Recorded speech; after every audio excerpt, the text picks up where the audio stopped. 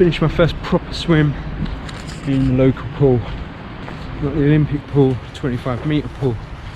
A bit closer to home, and I've got a cramp. Ouch. Cramp over. Oh. Get those when I swim hard, but yeah, swim pretty hard. First proper real swim, and I say proper because not just because it was doing sets, but it's hard work doing it in a pool where you've got everyone who's swimming at different speeds and you're trying to get round them, and it's really hard to do a swim set like that. So I'm gonna have to possibly rethink that, but overall what I'm gonna do, I'll catch up with you when I get home possibly, and I'll talk you through how I'm approaching my swim training at the moment. Right, so we're back in the car. I'm going to film this bit just before I go home. Now, I don't claim to be the best swimmer in the world. I know I'm certainly not the worst either. But when the pools were open back on the 12th of April, I think it was, you know, I was first in that first day.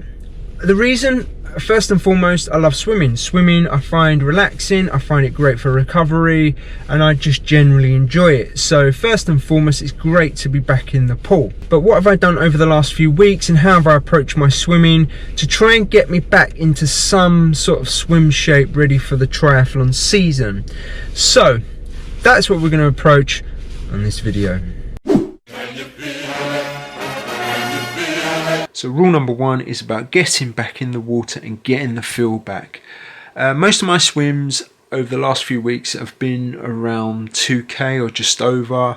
I'm not worried about anything like pace, sets, intervals, or anything like that whatsoever. And to be honest, it's been quite difficult in the sense that to try and do any of that in the pool, especially the way I suppose the pools are set up. You know, you've got slightly bigger lanes and there's no classification of speed. If you go to the Olympic pool, it's a little bit better, but if you go to the local pools, you've got everyone in there that swims at different paces, clumped in a lane, and usually it's pretty good after the first. So if you book for your hour slot, after about half an hour, most of them get out and it's pretty alright after that.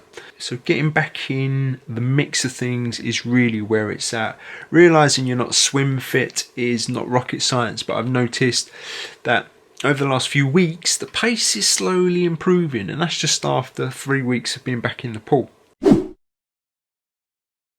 Okay, so rule 2 is about how many swims I do a week and what I do in those swims. And for me, I like to swim a minimum of twice a week. Usually, or mostly, I swim 3 times a week. And with those swims, one of those swims is usually a longer endurance-based swim. The sets will range anywhere from 400 to about 1,000 meters. This is probably my longest swim of the week, and it can range from anywhere from about 2,500 meters to 3,500 meters. It all really depends on where I am with my training, and at the moment that's certainly at the lower end of that. One other swim is an interval based workout, which I did one of those, you saw. A bit difficult in the pools at the moment, but that's where I follow the structured plan, and the plans that I use are from the Don Fink triathlon plans. They're really good. They get me in some really good swim shape actually, so I've always used them. Go check them out, pretty good. And then my final swim is usually a mixture of just technique and recovery. And that probably ranges anywhere between 1,500 to 2,000 meters. And like I said, I will use a mixture of different strokes. Sometimes I'll use the pool buoy, the paddles, depending on what I'm doing and how tired I am as well.